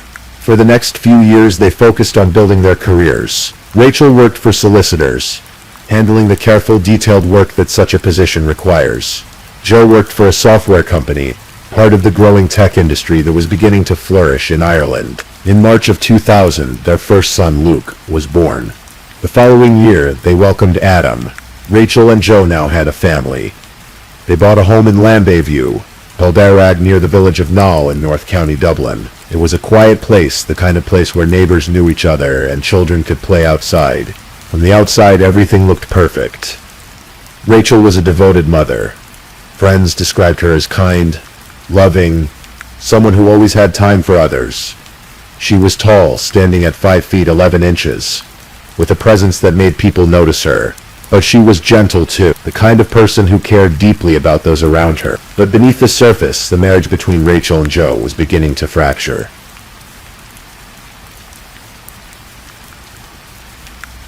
By the early 2000s, cracks were appearing in the O'Reilly household. Joe was working for Viacom, an advertising company, and he traveled frequently for work, or at least that's what he told Rachel. Friends of the couple would later say that the marriage wasn't particularly affectionate. There were arguments, the kind that many couples have, but something felt different here. Something felt off. Rachel began to notice that Joe was distant. He would stay away overnight, claiming he was working late and didn't want to disturb her and the children by coming home. He slept in the spare room when he was home, he said, because they both needed their space. To Rachel's friends, she confided that things weren't right, but she tried to hold it together for the sake of their 2 young sons. What Rachel didn't know was that Joe had been unfaithful, not just once, but multiple times. There had been an affair with a woman named Barbara Hackett, a golfer from Limerick, that had ended about a year before. Joe had told Barbara that his marriage was over in all but name, that he only stayed because he feared losing custody of his sons if he and Rachel divorced. And then there was Nikki Pelly. Nikki was a colleague of Joe's at Viacom. They met at a work function in January of 2004 at a pub called The Barge in Portobello, Dublin. They began exchanging text messages and emails. Innocent at first, just jokes and friendly banter, but by April, the relationship had turned physical. They would meet for lunch at the Temple again. They went to the movies together. Joe would stay overnight at Nikki's house in Rathfarnham on Tuesday and Saturday nights. Telling Rachel he was working late at the office, Joe introduced Nikki to his sons, taking her to the zoo with Luke and Adam on Saturday afternoons. He introduced her simply as Nikki, nothing more. On one occasion, Nikki even stayed at the O'Reilly family home in Nile while Rachel was away visiting family. Joe told Nikki that he and Rachel had been separated for a year and a half, that they slept in separate bedrooms, that the marriage was effectively over. He spoke of Rachel with contempt, sometimes calling her the wasp or using far harsher language. He told Nikki that he wanted full custody of his sons, that he wouldn't settle for being a weekend parent. Joe and Nikki began planning a future together. They talked about being together permanently. Nikki even had a credit card made with the name Ms. Nikki P. Riley printed on it. A glimpse into the life they imagined they might have. But Rachel was starting to suspect something.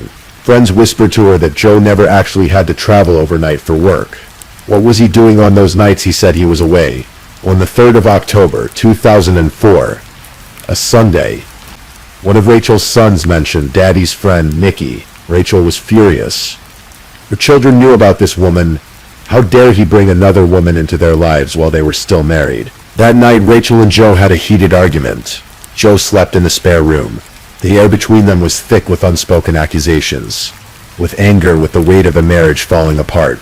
The next morning, Monday the 4th of October, Joe left the house at 5:30. He said he was going to the gym, then to work. Rachel had her usual routine ahead of her. She would drop Luke at school and Adam at creche, then return home. It was the last morning of her life.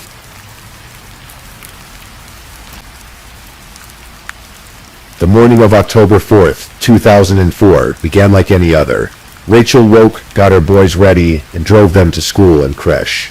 CCTV footage from Murphy's Quarry, a location about half a mile from the O'Reilly home, captured her car driving past at 9:03 in the morning, then again at 9:41 as she made her way back home after dropping the children off. But that same CCTV footage captured something else. A car that matched the description of Joe O'Reilly's Fiat Maria was seen passing by the quarry at 9:25, heading in the direction of the O'Reilly home. And then at 9:59, the same type of car was seen heading in the opposite direction, back toward the city. At 9:52 that morning, Joe received a phone call from a friend. The call pinged off the cell tower near Murphy's Quarry, placing Joe's phone in the area of his home at the time Rachel was believed to have been attacked.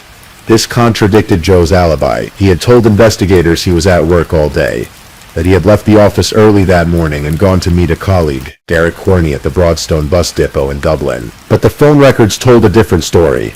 Joe's phone was near his home when Rachel died. And shortly after, at 10:07 in the morning, Joe sent a text message to Rachel's phone. It read, "You and the boys sleep okay. Wish Jackie happy birthday from us. Please, XXXX." Rachel was likely already dead when that message was sent. At around 1 o'clock in the afternoon, Joe received a phone call from Adam's creche. Rachel hadn't shown up to collect their son. This was unusual. Rachel was always on time. She was a devoted mother who never missed a pickup. Joe tried calling Rachel's mobile, but there was no answer. He left a series of voicemail messages, each one sounding increasingly concerned. In one message, timed at 1:25 in the afternoon, Joe said, "I'm now really worried about you. This is not funny. I'm actually very worried." Then, at 1:45, as he claimed to be driving home from work, he left another message. "Please ring me. I've been crying. You have me worried. If you, talk to me, please." But Joe didn't go straight home. Instead, he called Rachel's mother, Rose Callie. He asked her to go to the house in Null to check on Rachel. He said he was worried that something might be wrong. Rose, a mother herself, felt a chill run through her. She agreed, and made her way to her daughter's home. When she arrived, the door was unlocked. She stepped inside and immediately sensed that something was terribly wrong. The house was in disarray. Drawers were pulled out in the kitchen and sitting room. There was broken glass, overturned furniture, It looked like there had been a break-in. Rose called out for Rachel. There was no answer. She walked further into the house, her heart pounding. And then she saw her. Rachel was lying on the floor of the main bedroom, her body surrounded by a pool of blood. She had been beaten savagely. Her head had sustained multiple blows. Her skull fractured in several places. The injuries were so severe that Rose would later describe the scene as something she could never forget. The detective who would later investigate the case said Rachel's hair was matted with blood, that you could see down to her skull through a wound that was about 5 inches long. The force used had been brutal, unrelenting. Rachel had no chance. Rose stood there, frozen in shock and horror. Her daughter was dead.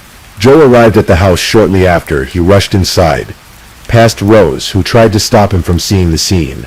When he saw Rachel's body, his first words were strange, almost accusatory. "Rachel, what did you do?"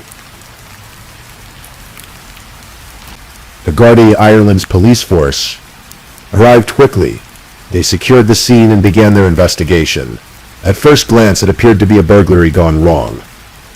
The house had been ransacked. Jewelry and a camcorder had been taken. Rachel's keys were still in her hands, suggesting she had been attacked as soon as she returned home from dropping the boys off. But there were things that didn't add up. There was no sign of forced entry. A large amount of money in Rachel's handbag had been left untouched, and the level of violence used against Rachel was extreme, far beyond what would be expected in a typical burglary. The attack seemed personal, fueled by rage. Detective Inspector Pat Mary, based in Balbriggan, was assigned to lead the investigation. He was an experienced detective, someone who had worked on many complex cases over his career. As he examined the scene and spoke with Rachel's family, he began to develop a theory. This wasn't a random burglary. This was murder, carried out by someone who knew Rachel, and suspicion quickly fell on Joe O'Reilly. Joe's behavior in the days following Rachel's death struck many people as odd. He appeared on television and radio, making public appeals for information about his wife's killer. On October 22nd, just over 2 weeks after Rachel's death, Joe appeared on Ireland's most popular talk show, The Late Late Show. He sat next to Rachel's mother, Rose Kelly, and spoke about the tragedy, asking the public to come forward with any information. But Rose sat there, stiff with anger and suspicion. She already believed that Joe was responsible. She had felt it in her gut from the moment she found her daughter's body. And when Joe spoke on television, he seemed almost to be enjoying the attention. He didn't appear to be grieving. He seemed detached, almost casual. After the show, Joe spent the night at Nikki Pelly's house in Rathfarnham. Rachel's family was horrified. Joe also invited Rose, her husband Jim, and other members of Rachel's family to the house in Knoll. He insisted on giving them what he called the tour. He walked them through the scene of the murder, pointing out the blood splatters on the walls and the floor. He demonstrated how he thought the attack had happened, clenching his fist and striking downward as if he were beating an invisible Rachel lying on the ground. He pointed to the bathroom, saying the killer would have heard Rachel moaning and then came back to finish her off. Rachel's sister-in-law Denise Kelly wept as she watched Joe reenact the murder of his wife. Rose too was shaken. Who does this? Who brings grieving family members to the scene of a brutal killing and demonstrates how it happened? To the Carlisles, Joe's behavior was not the behavior of a grieving husband. It was the behavior of someone who knew exactly what had happened, because he had been there. The investigation into Rachel's murder was meticulous. The Gardaí interviewed hundreds of people. They tracked down every owner of a Fiat Maria in Ireland, trying to identify the car that had been seen on CCTV near the O'Reilly home on the morning of the murder. They combed through phone records, examined emails, and pieced together the timeline of October 4th. Joe maintained his innocence. He said he had been at work. He said he had met his colleague Derek Querney at the Broadstone bus depot at around 9 in the morning, then driven to the office. Derek initially supported this alibi, but as the investigation continued, cracks began to appear. Derek admitted to the Gardaí that he might be wrong about the time he saw Joe. He hadn't actually seen Joe until much later in the morning. He had assumed Joe was at the depot because, when he called him, Joe said he was there. But the phone records showed that Joe's phone was nowhere near the depot at that time. It was near the O'Reilly home in Knoll. The Gardaí also discovered Joe's affair with Nikki Pelly. When questioned, Joe initially denied it. He asked Nikki to tell the Gardaí that they were just having an affair, not a relationship. When Nikki later testified, she was asked why Joe made this distinction. She said because if it was a relationship, it would be seen to give him a motive to kill Rachel. Investigators found emails Joe had sent to Nikki and to his sister. In them, he expressed deep resentment toward Rachel. He wrote, "Me, Paul, Rachel marriage over." He said Rachel repulsed him. He fixated on the idea of custody, saying he wouldn't accept being a weekend parent. He had even called social services with false accusations about how Rachel cared for their children, attempting to build a case against her in the event of a divorce. Nikki also revealed something chilling. She told investigators that Joe had once said to her that he would kill Rachel if he knew he could get away with it. At the time, Nikki thought he was joking. She didn't take him seriously, but looking back, those words took on a horrifying new meaning. On the day of the murder, Joe and Nikki had been in frequent contact. Phone records showed that they had spoken 8 times that day. Their first call was at 5:45 in the morning, lasting 27 minutes. They spoke again at various times throughout the morning and afternoon. To investigators, this pattern of communication was significant. It suggested coordination, perhaps even reassurance. The CCTV footage was also crucial. It showed Joe leaving his office at Viacom at 8:07 in the morning. The footage from Murphy's Quarry showed a car matching Joe's Fiat Maria, passing by at 9:25, heading toward the O'Reilly home, and then again at 9:59, heading away from it. The timeline fit. Joe had enough time to drive home, attack Rachel, clean himself up, and return to work. Inside the O'Reilly home, Gardaí found evidence that supported this theory. There was blood on the washing machine in the utility room, suggesting that Joe had put his bloodied clothes in the wash before leaving. A shower had been used. Joe had tried to cover his tracks. The jewelry and camcorder that had been taken from the house were later found discarded in the surrounding area. It appeared that Joe had thrown them away to stage the burglary, to make it look like Rachel had been killed by an intruder. One of the most damning pieces of evidence came from Rachel's grave. At her funeral, Joe had thrown a note onto her coffin just before it was covered with earth. Rachel's father, Jim, mentioned this to the Gardaí, and they obtained an exhumation order. They dug up Rachel's coffin and retrieved the note. It read, "Rachel, forgive." 2 words, 1 sentence. "But I will say them forever." To investigators, this note read like a confession.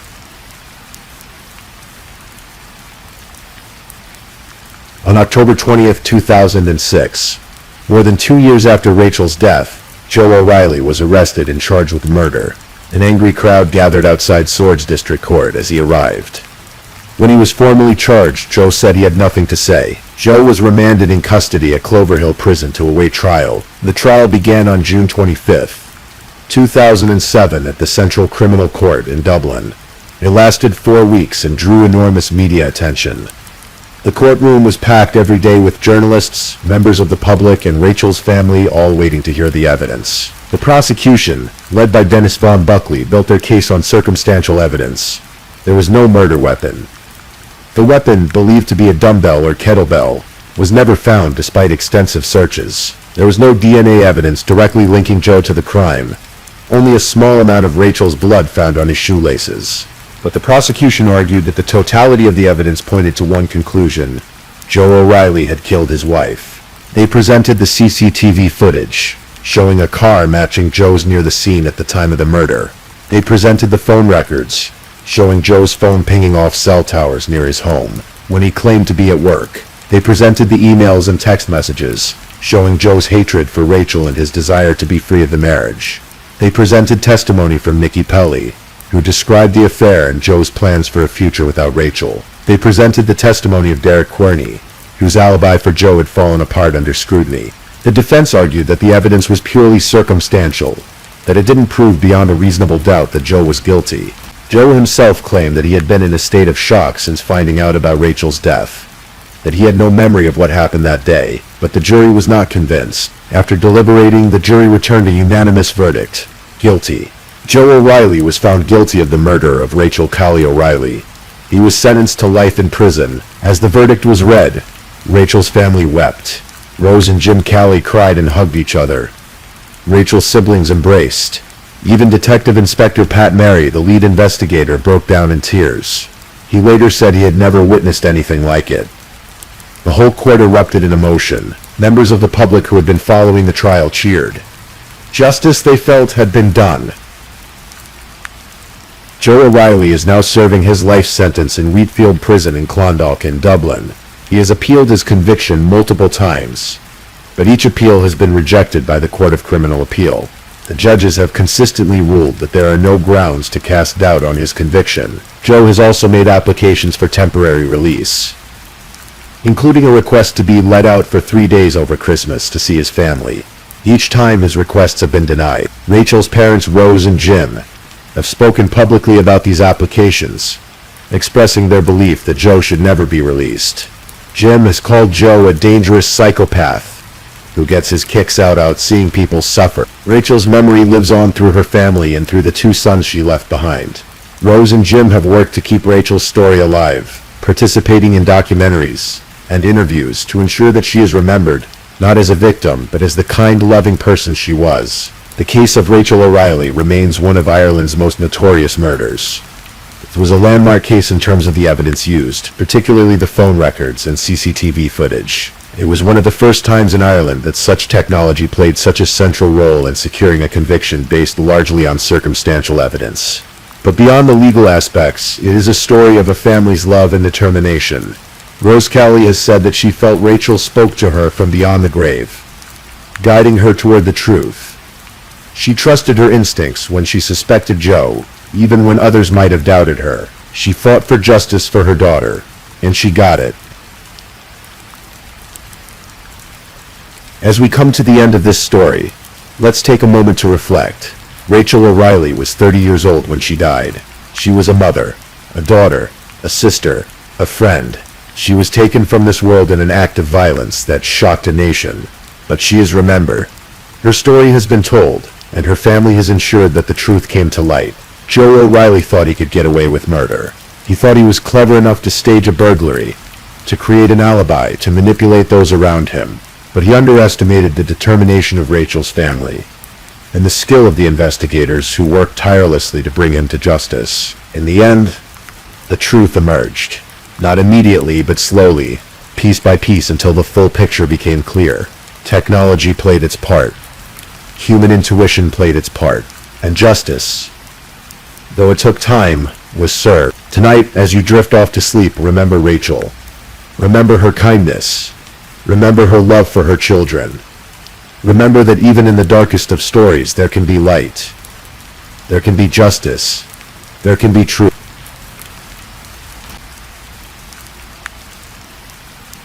Please, if you're still awake, let's move on to our last story.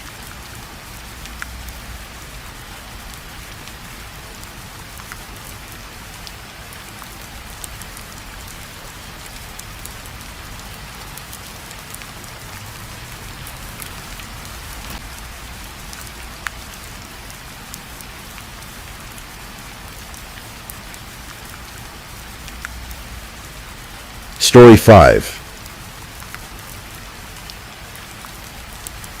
Tonight we'll explore the story of Mary Ellen Samuels, a case that unfolded in the glittering shadow of Hollywood, where dreams and darkness often walk hand in hand. In 1947, a baby girl was born in sunny Southern California. Her name was Mary Ellen Gurnick, and she grew up in the kind of idyllic American childhood that seemed pulled from a movie set. She spent her youth in Santa Ana, going to drive-in movies with friends, making trips to Disneyland with her family, and dancing with boys at local sock hops. She had a normal childhood. Her mother would later testify they loved a pet dog named Patches. Mary Ellen was pretty, very pretty in fact, with a smile that turned heads wherever she went. When we would go out and meet guys, it was always Mary Ellen they would focus on. Her friend Barbara would later remember. Mary Ellen was popular, flirtatious, the kind of girl who could command attention in any room. She was talented too, good enough to land the lead role in her high school drama production, just a block away from her home. A boy named Bob Samuels watched her from afar.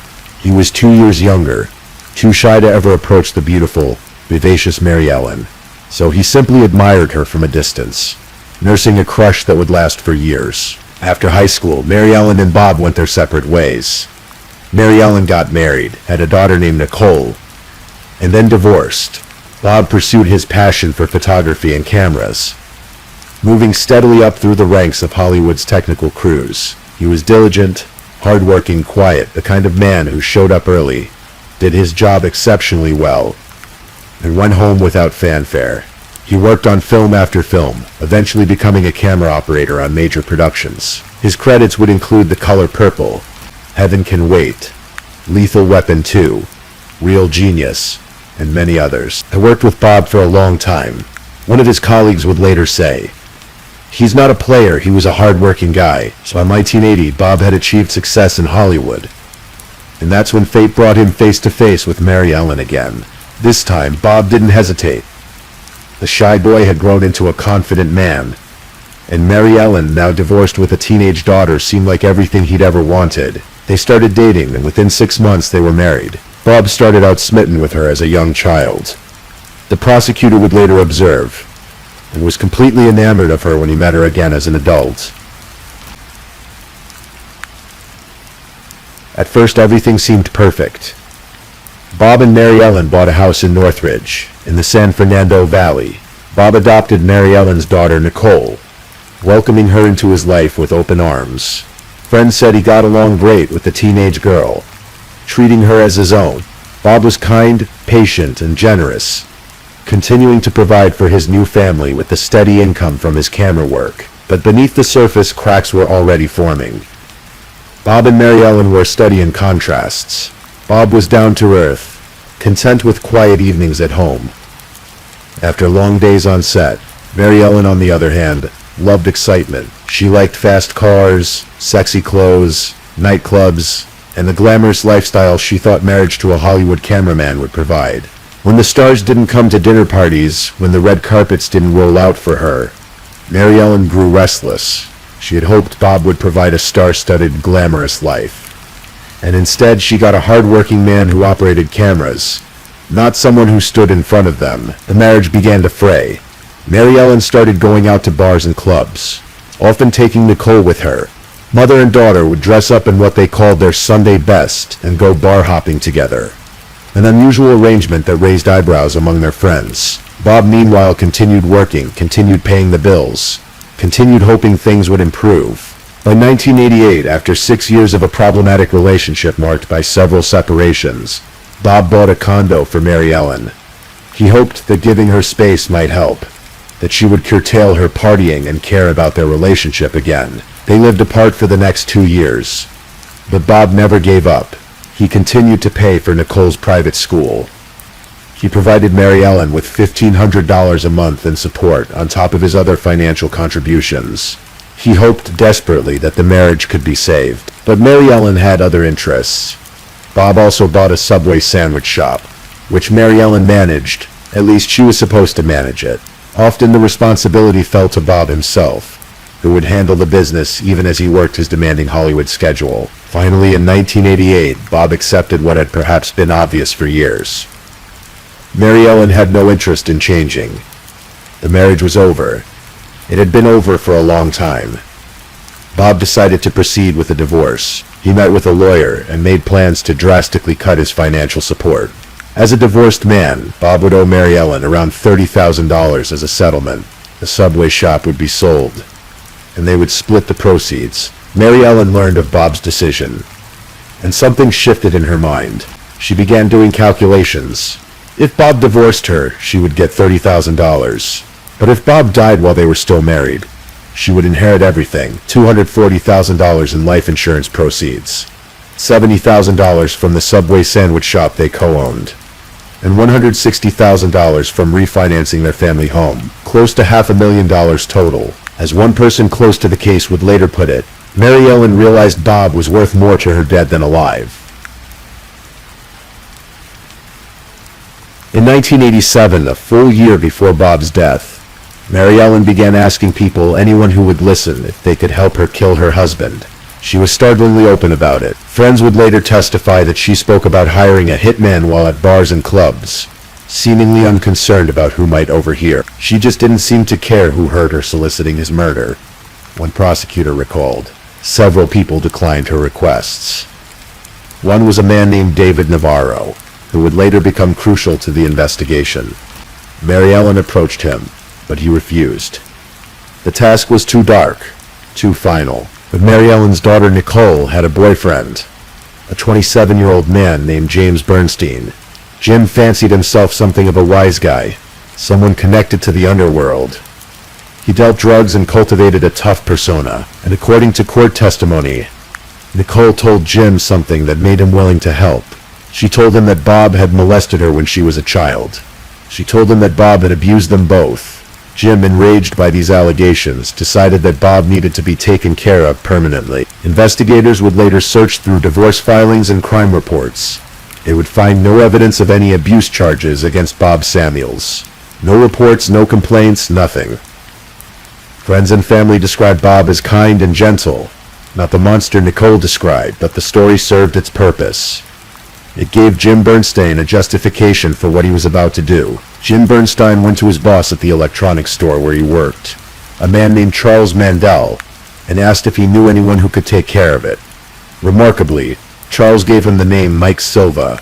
Silva, it seemed, was willing to do the job. In November and December of 1988, Jim Bernstein began gathering weapons. He obtained guns, made preparations, and then, on the evening of December 7th, 1988, someone entered Bob Samuels' home in Northridge. Bob was walking toward his tanning bed, wearing almost nothing when he was attacked. First came the blunt force trauma to his head, a violent blow that would have immediately disabled him. Then came the shotgun blast, fired through a pillow to muffle the sound from only inches away. Bob Samuels, 40 years old, died in his hallway. The house was ransacked, made to look like a robbery gone wrong, but there were no signs of forced entry. Nothing of value was actually stolen. It was staged and not particularly well. For a day or two, Bob lay there alone in his house. Then, on the afternoon of December 9th, Mary Ellen Samuels called 911. She told police that she and Nicole had stopped by to drop off their family's pet schnauzer for the weekend. Instead, they found Bob dead. When police arrived, Mary Ellen met them at the door. She wasn't crying, she wasn't hysterical. She was simply there, calm and composed. He had blood coming out of his head, the detective later recalled. The medical examiner would determine Bob had been dead for at least 12 to 24 hours before he was found. And Detective George Daly was assigned to the case. The crime scene troubled him. While the house looked ransacked, nothing was consistent with the break-in. This appeared to be an inside job. At the police station, Mary Ellen's behavior raised more red flags. She wore a low-cut dress and flirted with the officers. At one point, she put her hand on a detective's bald head and talked about how she liked bald men. Her demeanor was wrong for a grieving widow, too calm, too flirtatious, too unbothered. Within days of Bob's death, Mary Ellen and Nicole moved back into Bob's house. Mary Ellen put the Subway shop up for sale and filed a claim to collect money from Bob's life insurance policy. The investigation was barely underway, and she was already spending his money. Detective Daly visited Mary Ellen at the Subway and asked her to take a polygraph test, just to exclude her as a suspect. She agreed, and surprisingly, she passed. This threw investigators off her trail for a crucial period of time. Meanwhile, Mary Ellen had inherited close to $500,000, and she began spending it with breathtaking speed. She bought herself and Nicole fur coats. She purchased sexy lingerie from a trendy West Hollywood boutique called Trashy Lingerie. She bought custom outfits, high-end leatherware. She got a new boyfriend, a man named Dean Groover, and bought him a white Porsche worth $50,000. She and Dean planned to move to Cancun, Mexico, and Mary Ellen dropped $180,000 on a condo there. She went on vacations, rented limousines, went nightclub hopping. She was spending money faster than most people could earn it. Her behavior earned her a nickname from police and prosecutors, the Green Widow. On one of her trips to Cancun with Dean, he took a photograph that would later become one of the most damning pieces of evidence in her trial. The photo showed Mary Ellen lying naked on a hotel bed, her body covered with about $20,000 in $100 bills, grinning ear to ear at the camera. "You're rolling in all this money, nude," one juror would later say. "Give me a break." That picture did more damage to her than anything else. For 5 months, the investigation went cold. Then in May of 1989, Detective Daly received an anonymous phone call. The tipster told him to talk to one of Nicole's boyfriends, James Bernstein. The caller also mentioned a man named Mike Silva. Detectives immediately sprang into action. On May 16th, they obtained search warrants for Jim Bernstein's apartment and Bob's house. They brought both Mary Ellen and Jim down to the police station for questioning. Jim was visibly rattled. At one point, detectives put him and Mary Ellen together in the same room. Jim looked at her and said, "He's going to arrest one of us, or both of us right here, right now, tonight, for the murder. He knows 100% that you and I did this," but neither of them confessed. Despite the pressure, despite the fear in Jim's eyes, both held firm. Detectives had to let them go. By this time, Jim Bernstein was terrified. He told his boss at the electronics store, Matt Rauer, that he was planning to go to the police and confess everything. "He called me up and said, 'I'm just going to tell the police what I know,'" Matt would later testify, "and that's the last time I talked to him." Jim told other people too. He confessed to his friend Rennie Goldberg that he was feeling remorseful and frightened of being caught. He wanted to confess his involvement in Bob Samuels' murder. He told David Navarro that he and Mike Silva had killed Bob Samuels and that Mary Ellen had paid them for it. On June 26, 1989, Jim told his older brother that he was frightened and that he was the only person who could burn Mary Ellen. Mary Ellen knew Jim was cracking, and she couldn't let that happen. Through her friend Ann Hambley, Mary Ellen met a man named Paul Goll. Paul was Ann's live-in boyfriend, and Ann believed he could help Mary Ellen with her Jim Bernstein problem. Mary Ellen and Paul had several conversations.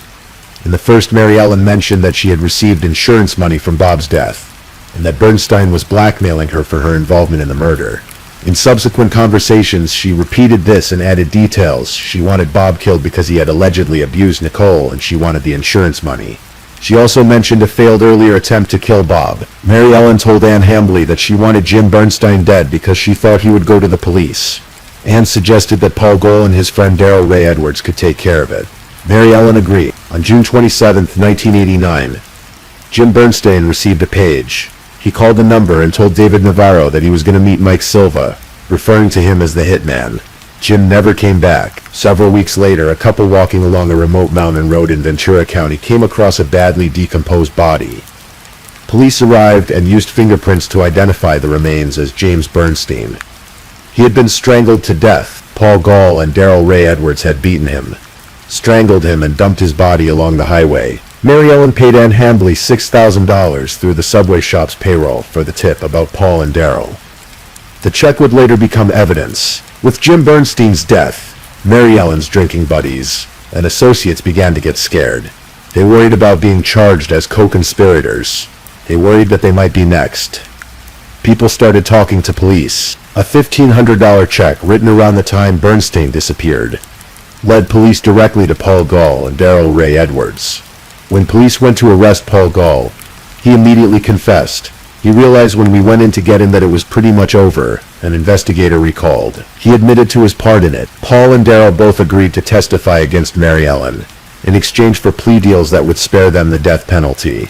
They would each receive sentences of 15 years to life for second-degree murder.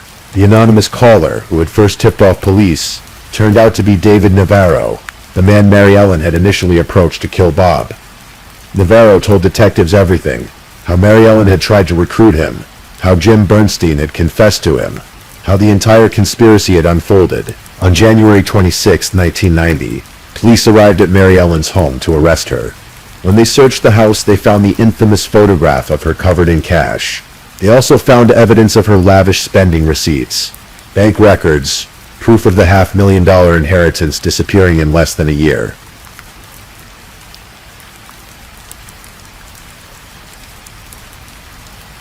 Mary Ellen Samuels' trial began in April of 1994.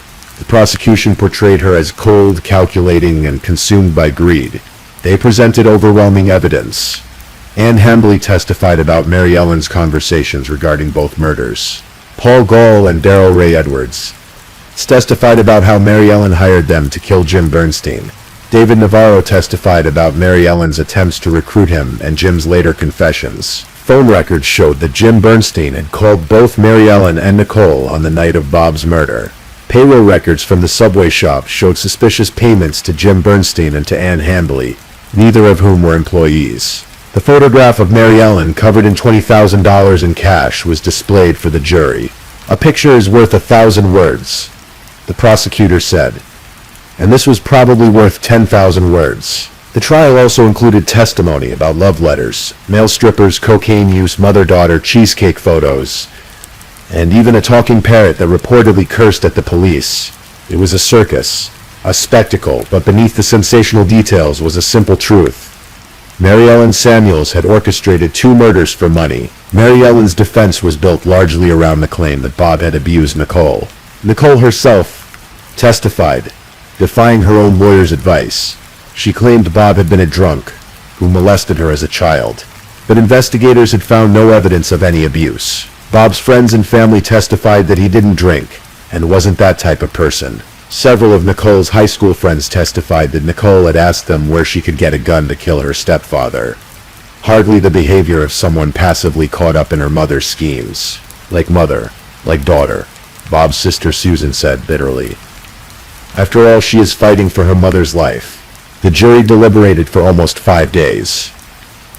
On July 1st, 1994, they found Mary Ellen Samuels guilty on 2 counts of first-degree murder, soliciting murder and conspiracy to murder. They also found special circumstances. The murders were committed for financial gain, and there were multiple victims. They recommended death. 2 months later, on September 16th, 1994, Superior Court Judge Michael Hoff sentenced Mary Ellen Samuels to death. He described the evidence as overwhelming, extensive, vivid, graphic, and most compelling. The defendant planned the murders for a long time and had the ability to convince others to do her dirty work. Judge Hoff said, "The defendant involved many people, even her own teenage daughter." Bob Samuel's sister Susan spoke to reporters outside the courthouse. "He was taken away from us in such a brutal fashion," she said, "and for only one reason, greed. She must now face the consequences of her actions." Mary Ellen Samuels was sent to death row at the Central California Women's Facility. She became one of only 20 women on California's death row. She would remain there for 25 years. In 2005, the California Supreme Court unanimously upheld her death sentence. Then, in December of 2019, the U.S. District Court for the Central District of California reversed her death sentence. The court found that her trial lawyer had provided ineffective representation by failing to object to the prosecution's admission of certain prejudicial evidence. Details about her drug use and provocative photographs that, while sensational, may not have been directly relevant to the murders themselves. The court ruled that, while this evidence likely didn't affect the jury's determination of guilt, the evidence of her involvement was too overwhelming for that. It may have affected their decision between life and death. Her death sentence was commuted to life in prison without the possibility of parole. Paul Gall was paroled in 2009, but was returned to custody in 2011 for drug and alcohol abuse. Darrell Ray Edwards was also eventually released.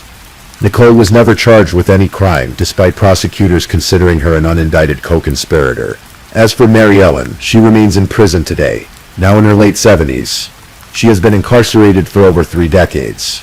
The woman who once posed nude covered in $20,000, who spent $500,000 in less than a year, who orchestrated 2 murders to avoid divorce.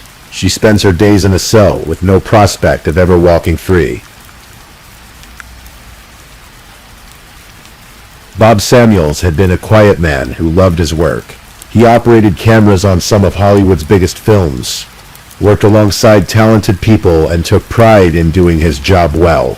He had a crush on a beautiful girl from his neighborhood that lasted from childhood into adulthood. When he finally got the chance to marry her, he thought his dreams had come true. But some dreams turn into nightmares. Some love stories end not with happiness but with shotgun blasts in quiet hallways. Bob Samuels died alone in his house, killed by people hired by the woman he had loved since he was a boy. Jim Bernstein thought he was protecting Nicole from an abuser, but he was manipulated into murder. When his conscience began to trouble him, when he wanted to confess and make things right, he too was murdered, strangled and left on a remote mountain road. 2 lives cut short, families torn apart, all for money that was spent in bars and clubs and Cancun hotel rooms.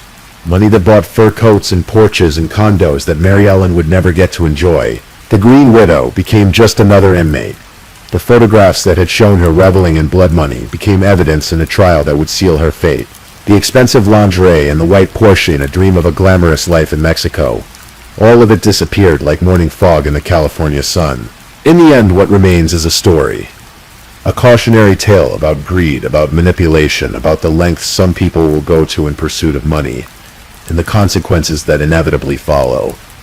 It's a story that unfolded in the shadow of Hollywood, where Bob Samuels had worked on films that millions would watch, never knowing that his own life would become the subject of a different kind of story. One told in courtrooms and in quiet moments before sleep, a reminder that sometimes the most disturbing tales are the ones that are true.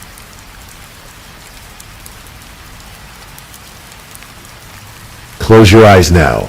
Let the story settle in your mind, and sleep, knowing that justice, though sometimes delayed, has a way of finding those who deserve it. The Green Widow sits in her cell. Bob Samuels rests in peace, and the wheels of justice, however slowly they turn, eventually ground out the truth. Good night.